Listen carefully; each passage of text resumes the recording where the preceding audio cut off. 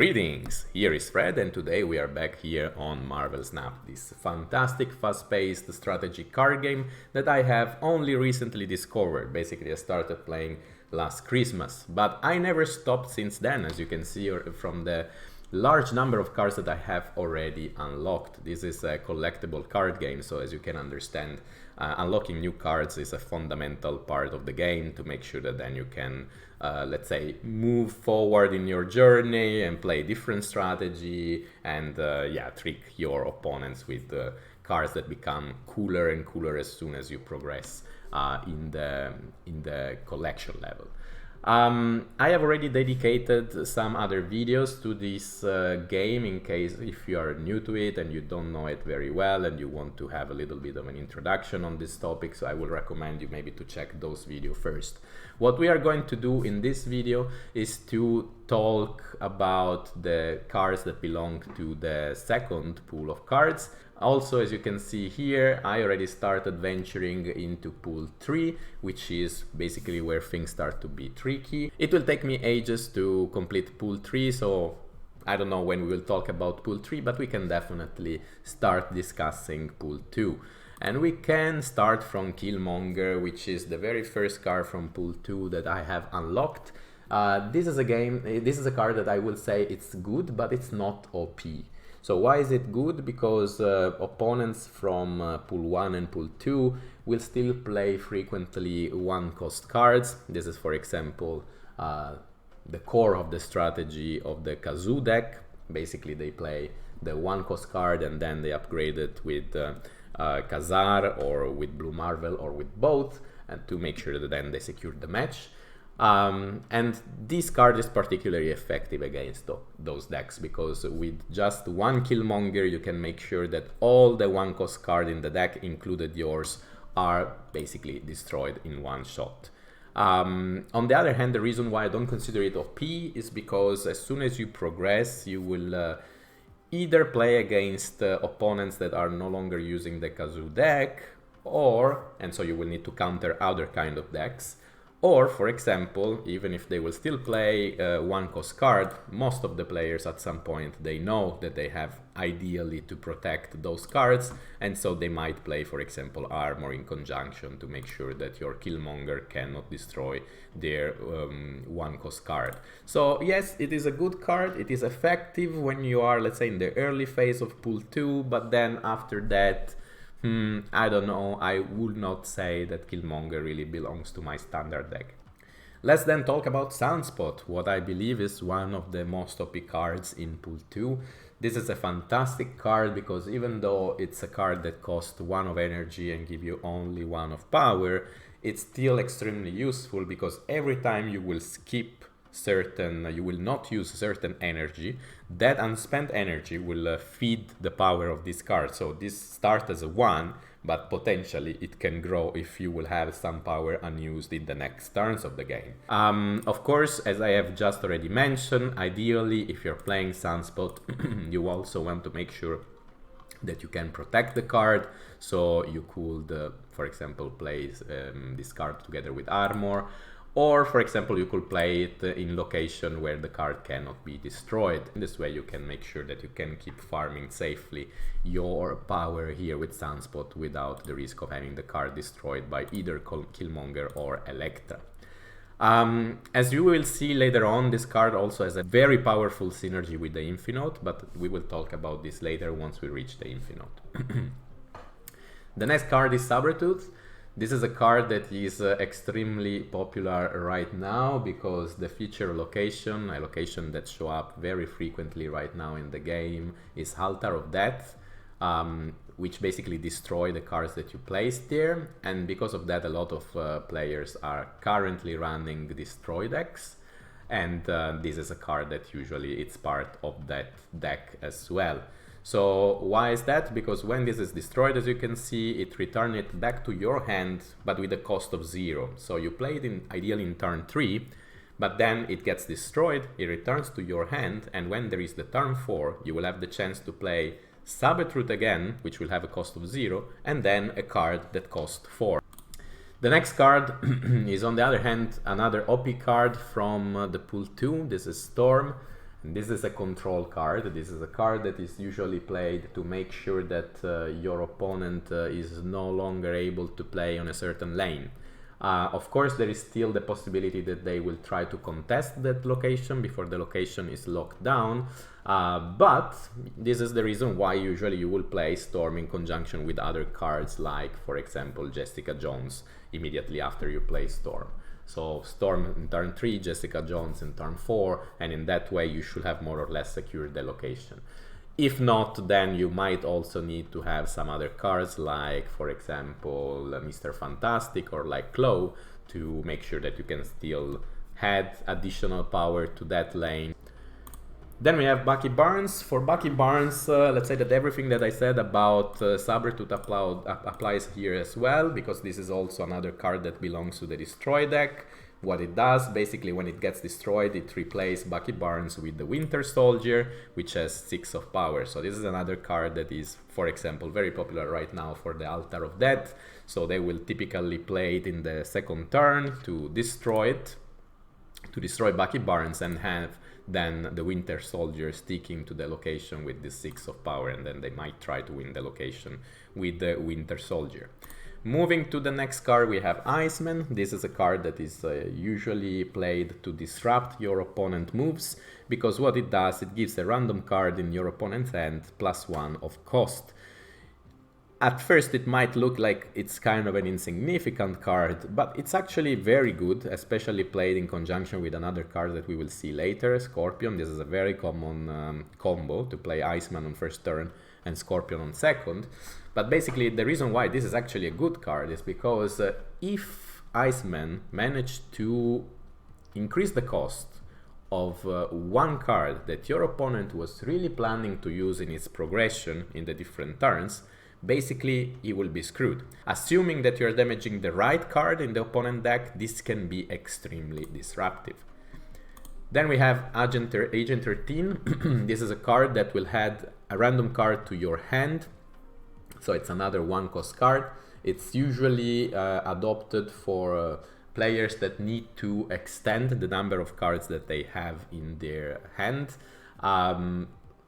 Of course, there is also an element of randomness because you do not know which card will be added, but it's extremely popular as well in Pool 2. I've seen it played a number of times. I played myself this card a number of times.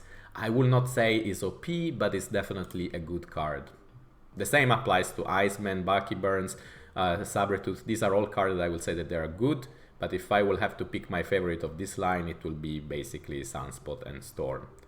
And for this line, I mean, there was only Killmonger. This is also an okay card, but not OP. So for me, until this point, Sunspot and Storm are the best card of Pool 2. But let's continue our review. We have then Morbius. This is an ongoing card. It gives +2 of power for each time you discarded a card this game. This is part usually of discard decks. And then we reach the infinaut. This is the card that I was mentioning before that has a very strong synergy with Sunspot. The reason for that is because, as you can read here, if you play the card last turn, you can't play this.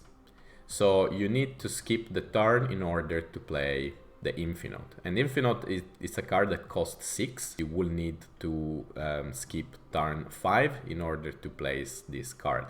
That's the reason why it works very well with Sunspot, because, as I have already said, with Sunspot, every time that you have some unspent energy, then that energy will be used to boost the power here of Sunspot. So by just skipping turn 5, you are going to give a +5 of power to Sunspot. And then you will have the chance in turn 6 to play such a strong card like the infinaut, which has 20 of power. Something that you also have to keep in mind, of course, as soon as you progress in your journey and then you start meeting better opponents, most of the players know that if you have played Sunspot, for example, in turn 1, and then you're going to skip turn 5, they can most likely expect the infinaut to come. So it's a good move, but it's also kind of predictable. So be careful with that. But just keep in mind that Sunspot and infinaut is like a match, it's like on Tinder. Then we have Swarm. This is another card that is usually part of discard decks. So when this is discarded from your hand, it had 2 copies that cost 0 to your hand. So this is something similar to Sabretooth, but this is on destruction and this is on discard. So in this case you get 2 copies of 3 of power that will cost you 0. Then we have the Collector. When a card enters your hand from anywhere except your deck, it gives you +1 of power. Honestly, I'm not a big fan of this card. Yes, it can upgrade a little bit. Honestly, I prefer much more a card like Sunspot for the way it upgrades. So yeah, you could play it, but I don't think the Collector is really that OP. Then we have Vulture. When this card moves, it gives +5 of power. This is a card that usually is played in combination with a card from pool 1, which is Iron Fist.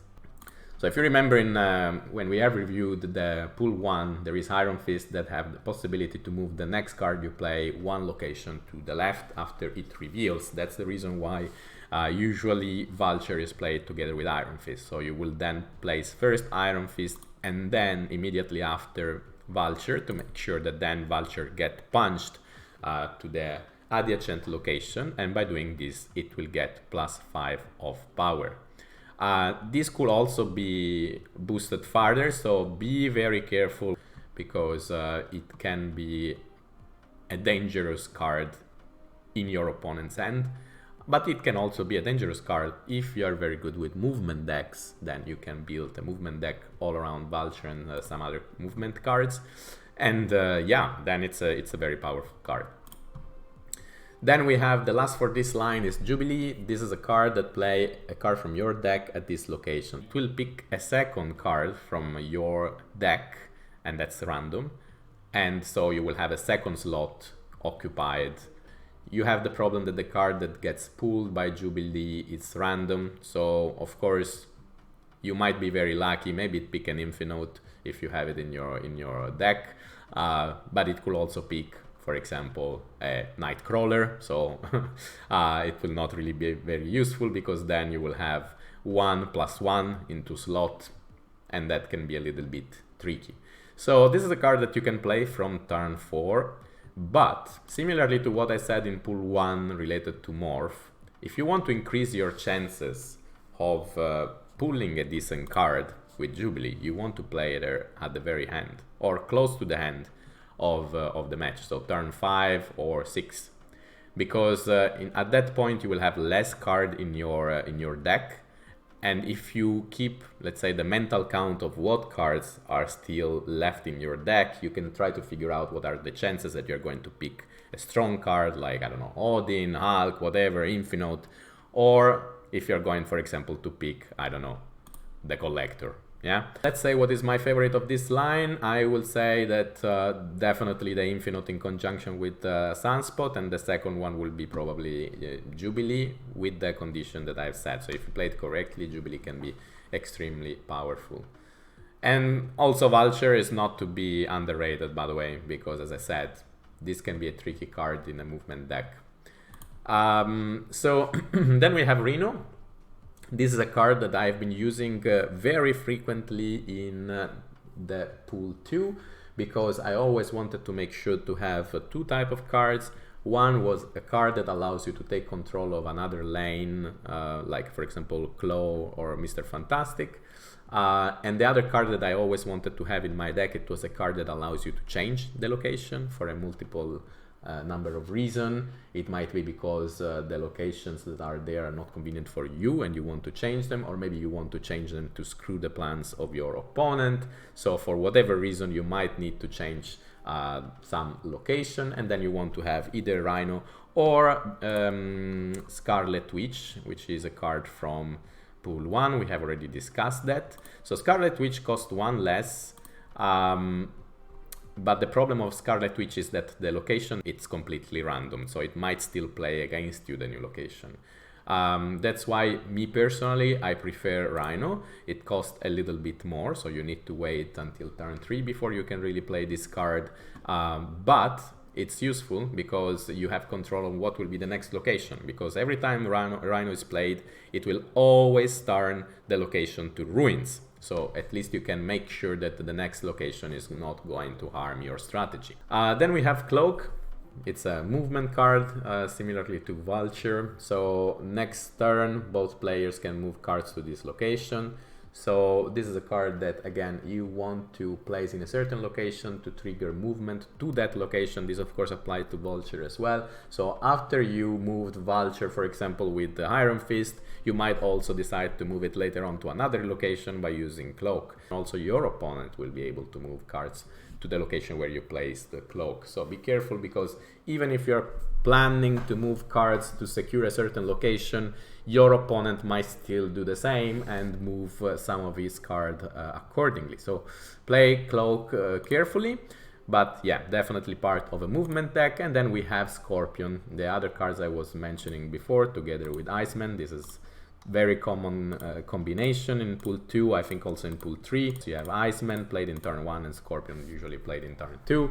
So what this card does, it afflicts the cards in the opponent hands with -1 of power. So while Iceman is going to increase the cost for one card in the opponent's hand, here you are on the other hand decreasing the power of all cards in the opponent's hand. So that's why these two cards in combination, they're very nice, because you could really sabotage the plan of your opponent, and the opponent will then be obliged to change the strategy that he was originally planning to apply for that match. So thinking of this line, I will say that my favorite card is definitely Rhino. I prefer this over Scarlet Witch, because you have control of the location that will be played afterwards. And the second place will then be Scorpion, because it's a very good disruptive card. Then we move to a line that has, wow, a number of very good cards, starting from Shang-Chi. Shang-Chi is absolutely OP card.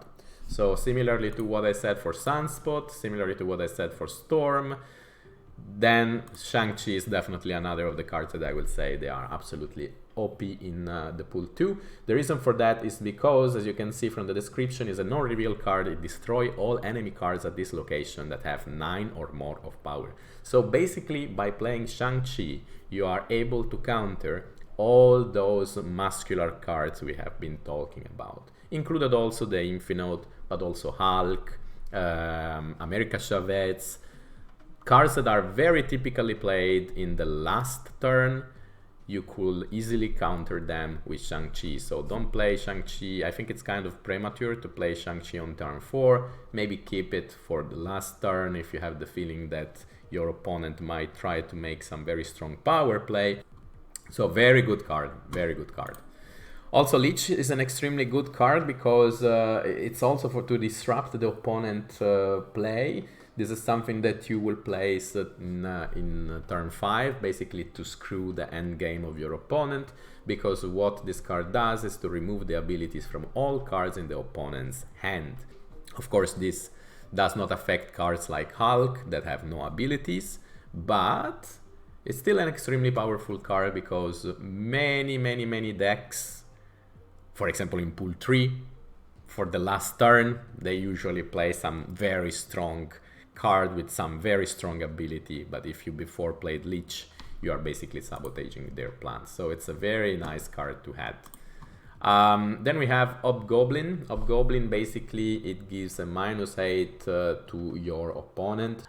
This is a tricky card. This is a card that you do not want to play to a location that is where your opponent has already played many cards, because if there is the risk that your opponent is already filling 4 cards in that location, you will not be able to move it there, and then it will remain on your side, and the -8 will apply to you.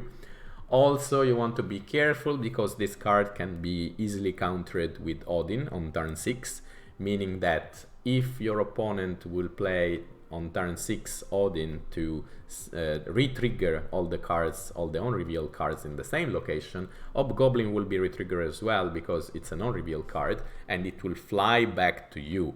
So be very careful with this card. Don't play it in let's say overcrowded location, and also Probably avoid playing it if you see that your opponent is playing some kind of on-reveal deck, because there are high chances that he has Odin as a turn 6 card, and he might then be able to send this card back to you. Then we have another nice card that is Warpath, and the reason why this is a nice card is because if you are planning as part of your strategy to focus only on 2 locations and not even try to win the third location, then this is a card that you definitely want to have in your deck, because its ongoing capability is that if any of your locations are empty, Warpath will move from 5 of power to 9 of power, and this is extremely powerful, of course. Keep in mind, again, that if this go up to 9 of power and your opponent has a Shang-Chi in his hand, then he might also play Shang-Chi in the location where you have Warpath in order to destroy your card, because at that point it will count as a card with 9 of power. So, nice card, but beware of Shang-Chi. Then we have Okoye. Okoye is another card that, in my opinion, is very, very, very good. I will not say that it's OP, but it's definitely strong. And the reason for that is because, as you can see from the description, this card will give every other card you have in your deck +1 of power. So you play this typically in turn 2, so the very beginning of the game, and basically you're boosting all the cards that you could potentially take from your deck in the next remaining turns. So because of that, it's a nice boost. It's only 1 + 1, but it's still very, very helpful. Of course, once again, keep in mind that this might also move the power, the overall power of certain cards. Think, for example, of Odin. Odin has an 8 power, initial 8 power. If you play Okoye before and you have Odin in your deck, then it will go up to 9, and then again Odin, which originally it will not be vulnerable to Shang-Chi, it will also become vulnerable to Shang-Chi. So play Okoye to boost your deck, but always be aware of Shang-Chi, because it's a threat that it could always be there behind the corner. And then we have Sandman to complete this line. Sandman is a card that honestly I didn't play too much, I didn't enjoy it too much, but it must have a purpose, and I think I will better understand how to play this card maybe once I will unlock more cards from pool 3. I believe that probably there is where the most interesting synergies will come to surface. Just in pool 2, I don't know, I didn't have the feeling that it's a super good card. I will say it's an okay card. As you can see, basically it makes sure that players can only play 1 card a turn, so you are obliging them to stick to 1 single card rather than spreading their cards in several locations, for example. In the end, this affects you as well, right? It doesn't affect only the opponent, it affects you as well. So make sure also that then from the moment you play Sandman, you have cards that are, let's say, quite strong, and that you can play them like singularly in each single remaining turn, because then you will have no possibility to play more than 1 card. So it's a tricky card. Might be interesting, but I think I have still to figure out how and when. So coming to this line, my favorite is absolutely Shang-Chi. No way. And the second one probably is Leech, because, and I think I will use it more and more in pool 3 to really try to sabotage whatever my opponent might have as turn 6. Then we complete the pool 2 with the next 3 cards, starting from Ebonimo. So Ebonimo is a card that is, I would say, quite tricky. It's a 1-cost card that will give you 7 of power, so it's very, very powerful compared to how much the card costs. In pool 2, you are definitely going to play this in turn 3, which is the last turn where you can play this card. Why am I saying that you will play it in turn 3? Because basically you don't want, after you play this card, you cannot play cards there anymore. And so you don't want to do this in the very first turn, because then you are locking yourself out of a location immediately. So you will probably add a few cards in turn 1 and 2 to a location that you plan to block later on, and then once you are ready in turn 3 you play Ebony Maw, which is the last chance you have to play this card, and you give it a +7. But then you will no longer be able to play in that lane, so also make sure to have in your deck cards that allow you to still boost adjacent locations, like for example Mr. Fantastic or Claw. So that's a very good synergy with Ebony Maw to still make sure that you might be able to retain the control of a lane after you played it and you became basically unable to add cards to that lane. The next card in our list is Vision, another card that me personally I will rate as OP. I don't know how many will also say that Vision is OP in pool 2. I think most Marvel Snap player will agree with me that Sunspot, Storm, Shang-Chi and Lich are absolutely OP, but I think many will not include Vision in the OP, in the list of OP cards from pool 2, and in my opinion, on the other hand, it is absolutely OP, because this is a movement card, but it's a movement card that you can easily play out of a movement deck. So when you have movement cards, most of the movement cards, you play them in conjunction with other movement cards, so you really need to build a movement deck. Vision is a movement card that you can easily integrate in a different type of deck, but still granting you the possibility of moving a card around. And it's a card with 7 of power, so it's quite powerful, it's quite effective, because it allows you in endgame to change basically where you are weighting your power in the different locations. So this in the end, it behaves a little bit like Nightcrawler. The difference is, of course, that it has more power than Nightcrawler. Nightcrawler has only 2, while Vision has 7. But also, Nightcrawler, you can move it only once in the course of a match, while Vision, you can move it each turn. So imagine you play it, for example, in turn 5, and then you can change the location in turn 6. Imagine that then there was Limbo and there is a turn 7, you could move it again. It can also confuse your opponent. Your opponent cannot be sure at the very end of the story of where you will place your Vision and in conjunction of what other cards that you need to play, for example, in turn 6. So to me, this card was really like fundamental in all of my decks, and it helped me to get a lot of wins in pool 2. So for me, Vision is still an absolutely OP card. And then last card that I have unlocked from pool 2. This is also the reason why I didn't manage to upgrade it farther, so I still have to move it to rare. This is Nakia. It costs 3, it gives you 2 of power, and its abilities to give the 2 leftmost cards in your hand +2 of power. So basically, this card works in a similar manner as Okoye. So with Okoye, you give every card in your deck +1 of power. With this card instead, you give +2 of power, but only to 2 cards and not of the deck. We are talking about the hand. But the concept is still very similar. These are supportive cards that you can play to increase the power of your cards. And then, as you can see, we move then to the pool 3, which basically means that we are at the end of this video. If you are interested in Marvel Snap content, please leave a like and maybe a comment if you can, not only to help me growing in my YouTube journey, but also because this can really help me understanding if you are appreciating this kind of content. I already have a few ideas for upcoming videos, so you can still expect content about Marvel Snap, but of course your feedback is always appreciated, so please leave a like and maybe a comment. And with this said, guys, I only wish you a very nice day. Cheers.